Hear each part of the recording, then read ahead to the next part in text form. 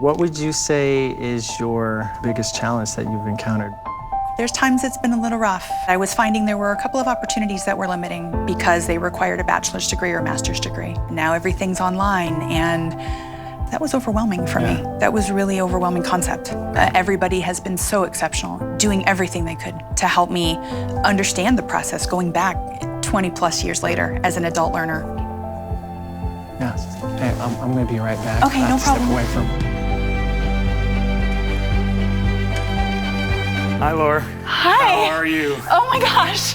Surprise. Hi, yeah. Oh my gosh. You know, I was thinking, listening to what you were talking about, overcoming some of those obstacles and not on the same level, but in the baseball world, it's like, don't focus on that strikeout, don't focus on that mistake, and really focus on, as you've talked about, all the successes. I mean, that community there, we're all in it together taking those classes. Yeah, you have the team, and you're always working together.